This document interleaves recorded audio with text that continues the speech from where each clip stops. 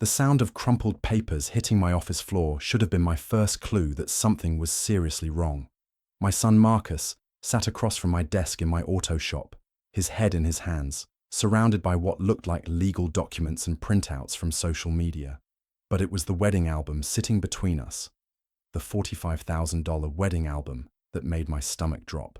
"Dad," he said, his voice barely above a whisper, "I need to tell you something about the wedding, about Ashley, about everything. 3 weeks."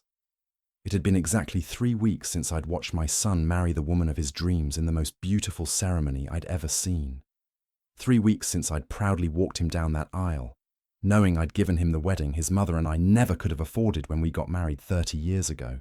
3 weeks since I'd maxed out my credit cards, emptied my savings account, and sold 2 of my best diagnostic machines to pay for what I thought was the beginning of my son's happily ever after.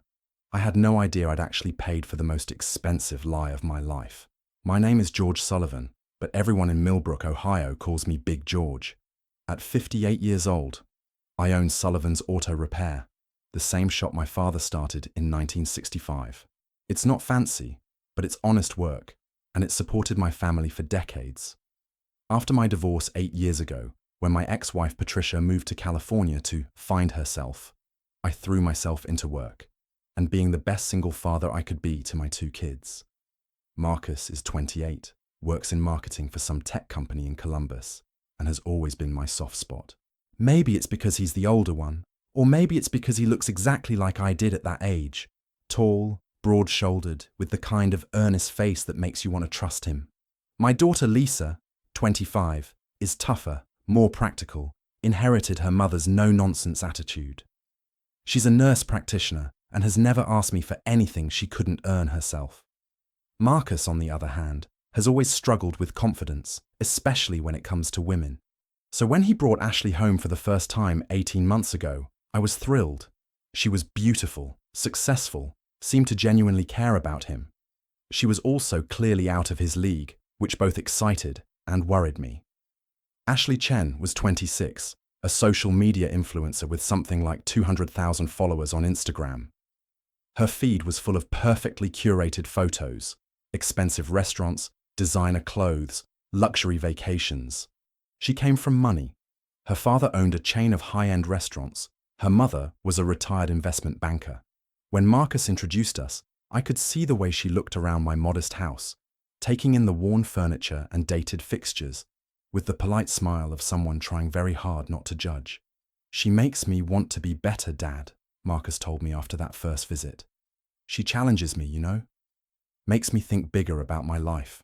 I wanted to be happy for him, but something about Ashley always felt performed. Like she was constantly aware of how she appeared to others, how every conversation could become content for her social media.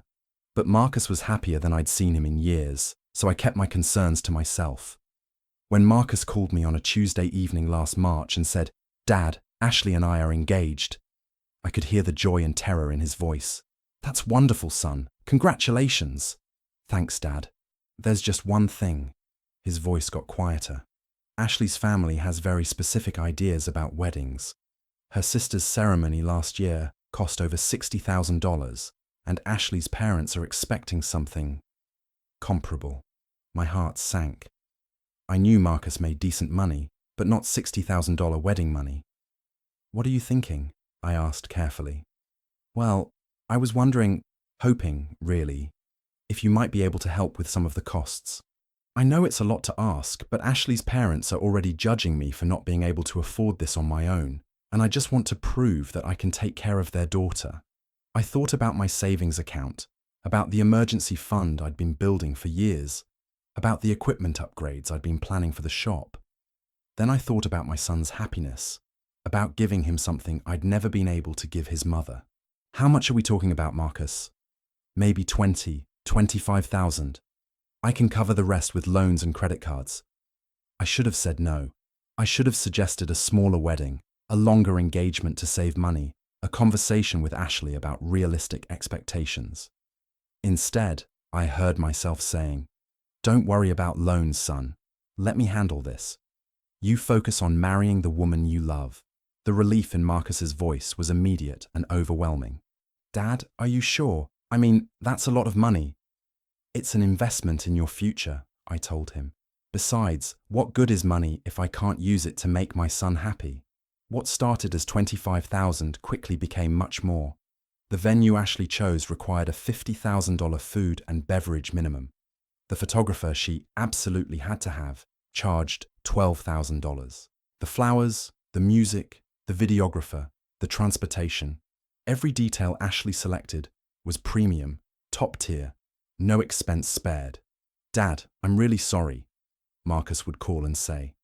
Ashley found this amazing string quartet, but they're $3,000. Is there any way? Don't worry about it, I'd respond, even as I watched my bank account shrink and my credit card balances grow. We only do this once, right? By the time the wedding day arrived, I'd spent $45,000. I'd liquidated my entire savings account, maxed out 3 credit cards, taken a second mortgage on my house, and sold 2 pieces of diagnostic equipment that I'd need to replace eventually. But when I saw Marcus in his tuxedo, grinning from ear to ear as he prepared to marry the woman of his dreams, I convinced myself it was all worth it. The wedding was beautiful. Ashley looked stunning in a dress that cost more than my truck. The venue was elegant. The food was exceptional. I watched 200 guests celebrate my son's marriage and felt proud that I'd been able to give him this moment. Even Ashley's parents seemed impressed, which I took as validation that I'd made the right choice. Ashley's social media coverage of the wedding was extensive. She posted dozens of photos and videos, documented every detail from the getting ready process to the late-night dancing. Her follower count jumped by 30,000 during the wedding weekend, and the engagement on her posts was the highest she'd ever seen.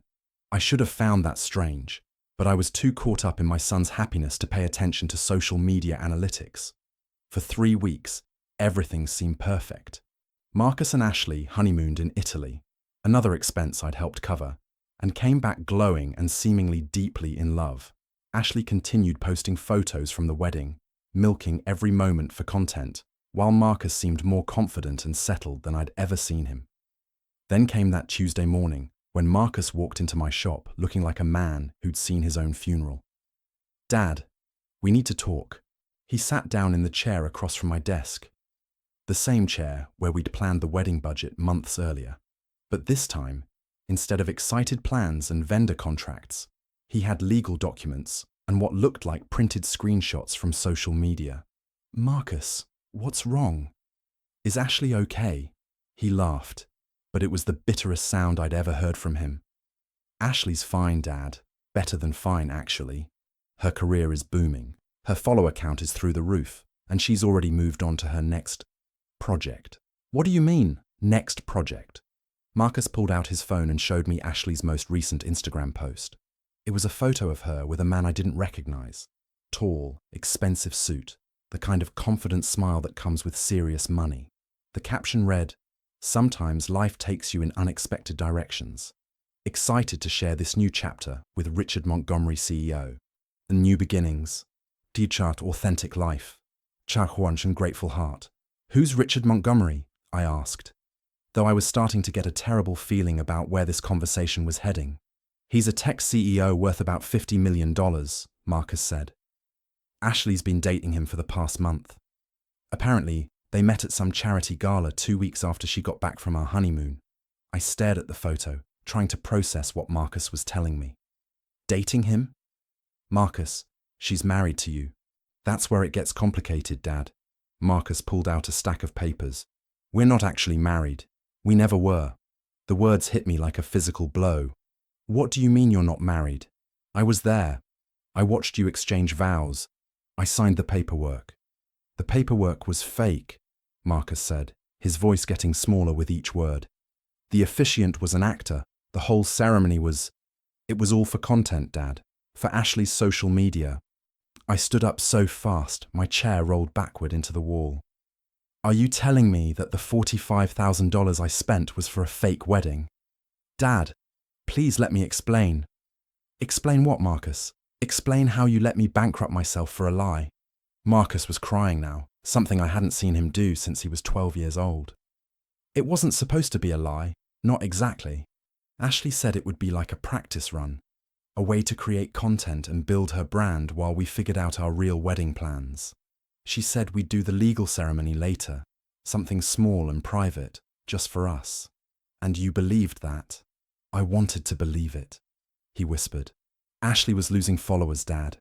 Her engagement was down, brands were dropping her sponsorship deals. She needed something big, something authentic and emotional to revitalize her image. A wedding was perfect. It would position her as relationship goals, as someone who believed in love and commitment.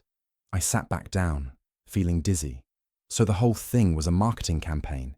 Ashley called it content creation with heart, Marcus said, his voice thick with self-disgust. She said it would benefit both of us. She'd get the content she needed, and I'd get to show her how committed I was, how much I was willing to sacrifice for our relationship. Sacrifice, I repeated. Like $45,000 of your father's money? She said the investment would pay off when we did our real wedding. She promised that once her brand was rebuilt, her family would pay for an even bigger ceremony, something that would make the fake wedding look modest by comparison. I looked at the legal documents scattered across my desk. What are these papers? Proof that there was no marriage license filed, Marcus said. I hired a lawyer yesterday when I realized Ashley was serious about Richard Montgomery. According to Ohio law, we were never legally married because the person who officiated wasn't actually qualified to perform ceremonies. The officiant was fake too. He's an actor Ashley hired through some entertainment agency. She paid him $500 to play a minister for the day. I felt sick. Everything I'd been proud of, everything I'd sacrificed for, had been an elaborate performance designed to boost a 26-year-old's social media presence. Marcus, how long have you known this? Known what? Don't play dumb with me. How long have you known it was fake? Marcus was quiet for a long time. When he finally spoke, his voice was barely audible. From the beginning, those 3 words hit me harder than anything else he'd said. My son, my boy who I'd raised to be honest and decent, had knowingly participated in defrauding me out of $45,000. From the beginning, I repeated. Ashley explained the plan to me 2 weeks after we got engaged. She said it would be temporary, just until she rebuilt her following. She promised we'd get really married within 6 months. And you agreed to this. I was desperate, Dad, Marcus exploded. Do you know what it's like to date someone completely out of your league? Do you know what it's like to sit at dinner with her parents while they talk about their other daughter's husband, the surgeon, and their other daughter's boyfriend, the investment banker, while I'm just some mid-level marketing guy from Ohio? So you decided to steal from me. It wasn't stealing. I fully intended to pay you back once Ashley and I were really married. Her family has money, Dad. Real money. They would have covered the costs of our actual wedding, and I would have been able to reimburse you for everything. I stared at my son, this man I'd raised and loved and sacrificed for, and realized I didn't know him at all. When did you realize Ashley wasn't planning to marry you for real? Last week, he said, when she posted photos with Richard Montgomery and told me she needed space to explore this new connection. When I reminded her about our agreement, our plan to get really married, she laughed. She said the fake wedding had served its purpose. She'd gained 60,000 new followers and landed 3 major sponsorship deals worth more than the wedding cost. She told you the wedding had served its purpose. She said I should be grateful for the experience, that dating her had raised my social status and given me stories to tell for the rest of my life. She said the fake wedding was the most romantic thing anyone had ever done for her, and I should feel proud of making her dreams come true. I sat in silence, trying to process the enormity of what Marcus was telling me. My son and his fake wife had conspired to defraud me out of my life savings so she could gain Instagram followers. Dad, say something, please.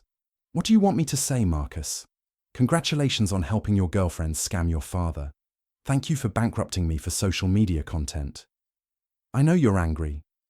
Angry? I stood up again, this time knocking papers off my desk. Marcus, I sold equipment I need to run my business. I took a second mortgage on my house. I maxed out every credit card I have. I am not angry. I am financially ruined. We can sue her, Marcus said desperately. The lawyer says we might have a case for fraud, emotional damages, financial harm. With what money, Marcus? I can't afford a lawyer. I can barely afford to keep this shop running after what I spent on your fake wedding. I'll pay you back, Dad. Every penny. It might take me years, but I'll pay you back. But with what? Your marketing job? Do you have any idea how long it would take you to save $45,000? Assuming you stop living beyond your means and actually commit to paying me back instead of chasing the next woman out of your league. Marcus was sobbing now. The kind of deep, wrenching sobs that come from realizing you've destroyed something that can't be repaired. I'm sorry, Dad. I'm so sorry. I never meant for it to go this far. I thought I was making an investment in my future, in my relationship. I thought Ashley really loved me.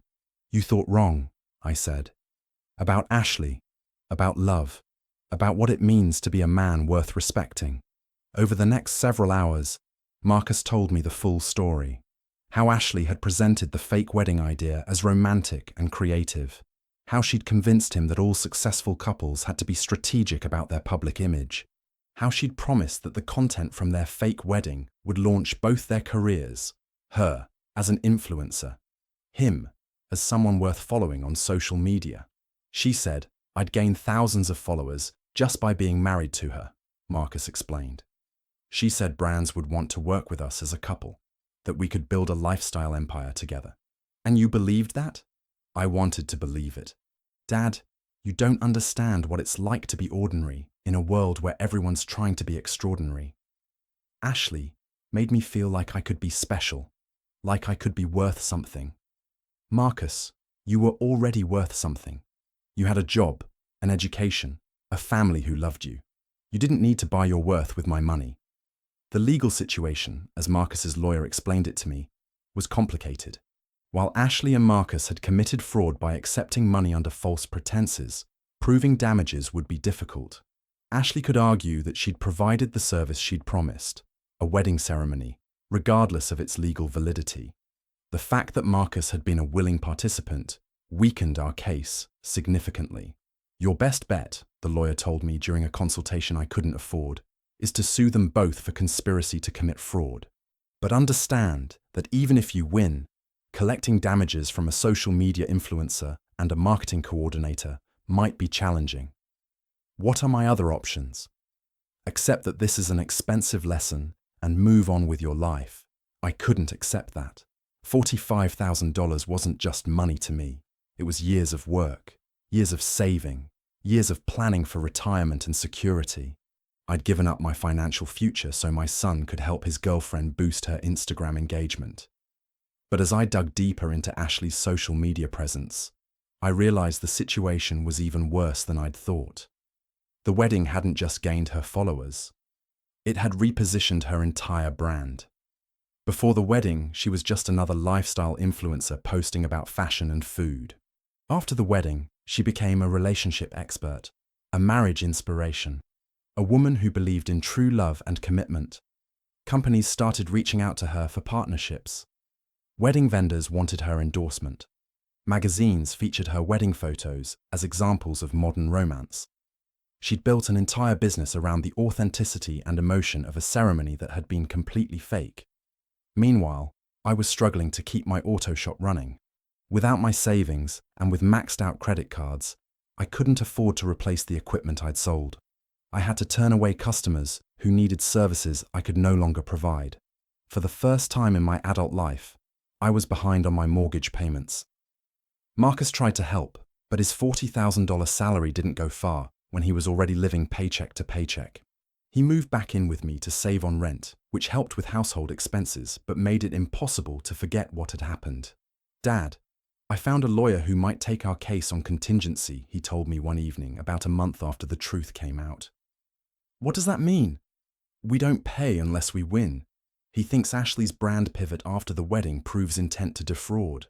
If we can show that she never intended to marry me for real, and that the fake wedding was specifically designed to boost her career, we might have a case.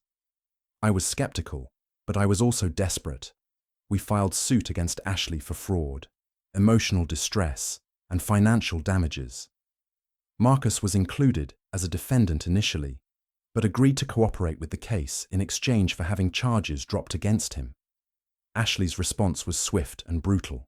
She hired an expensive legal team that immediately went on the offensive. They argued that Marcus had been a willing participant in what they called performance art and creative content creation. They claimed that I had chosen to gift money to my son's wedding celebration, and that the legal validity of the marriage was irrelevant to my decision to pay for the ceremony. Most damaging to our case, they produced text messages between Marcus and Ashley discussing the fake wedding plan, including messages where Marcus expressed excitement about the social media attention they would receive. It became clear that Marcus hadn't just been a victim of Ashley's scheme, he'd been an enthusiastic co-conspirator. These messages show that Mr. Sullivan's son was fully aware that this was a content creation project rather than a legal marriage, Ashley's lawyer argued. Mr. Sullivan chose to fund his son's creative endeavors. The fact that he now regrets that choice doesn't constitute fraud. The case dragged on for 8 months. Ashley's legal team filed motion after motion, driving up costs even though we had a contingency arrangement. They deposed me, Marcus, and several guests from the fake wedding. They subpoenaed my financial records, forcing me to reveal the full extent of my financial sacrifice. Throughout the legal process, Ashley continued to build her brand around the wedding. She published a series of blog posts about authentic love in the social media age. She partnered with wedding vendors to create styled shoots that referenced her own ceremony. She even started offering consulting services to other couples planning Instagram-worthy weddings. Every new post, every new partnership, every new revenue stream built on the foundation of my $45,000 felt like another knife twist. The case finally went to trial 13 months after Marcus first told me the truth. I testified about my financial sacrifice, about my belief that I was investing in my son's future, about the impact the loss had on my business and my life. Ashley testified that she had never intended to deceive anyone, that the ceremony had been a celebration of her and Marcus's commitment, regardless of its legal status. She claimed that any business benefits she'd received were incidental to the emotional value of the event. Marcus's testimony was the most difficult part of the trial. He had to admit, under oath, that he had knowingly participated in defrauding his father. He had to acknowledge that he had prioritized impressing his girlfriend over protecting his family's financial security.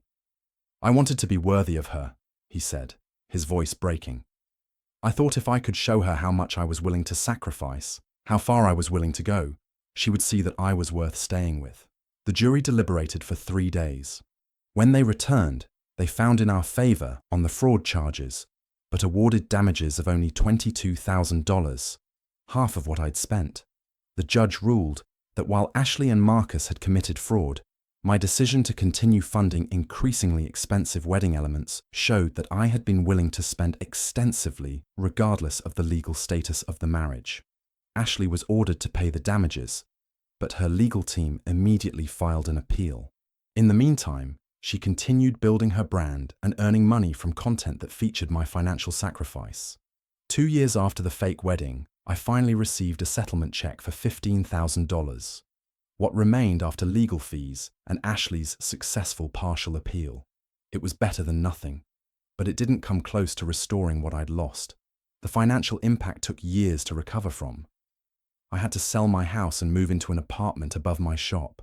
I worked 7 days a week for 3 years to rebuild my equipment and pay down the debt I'd accumulated.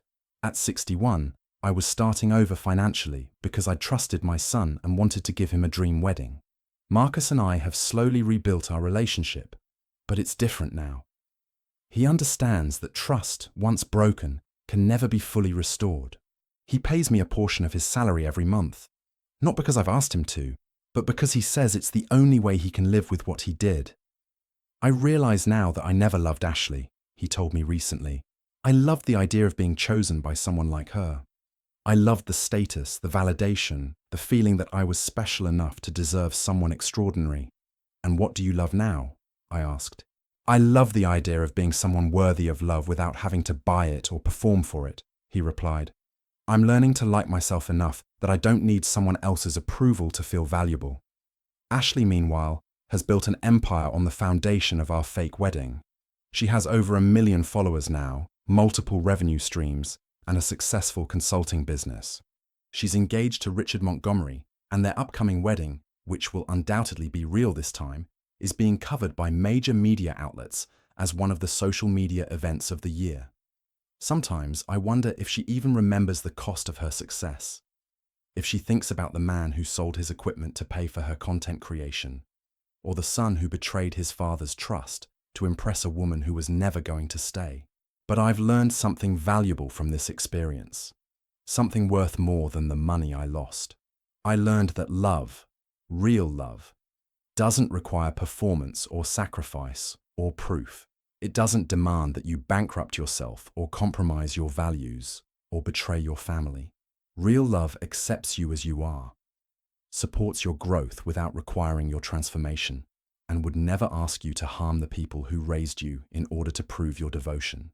I spent $45,000 on my son's wedding, and he used that money to help a stranger build her career.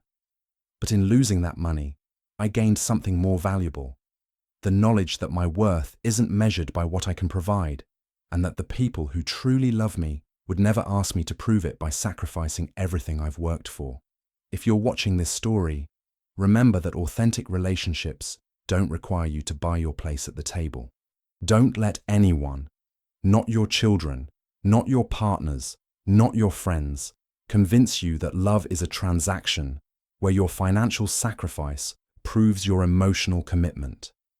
Hit that subscribe button if you believe that real love never comes with a price tag, and let me know in the comments what city you're watching from.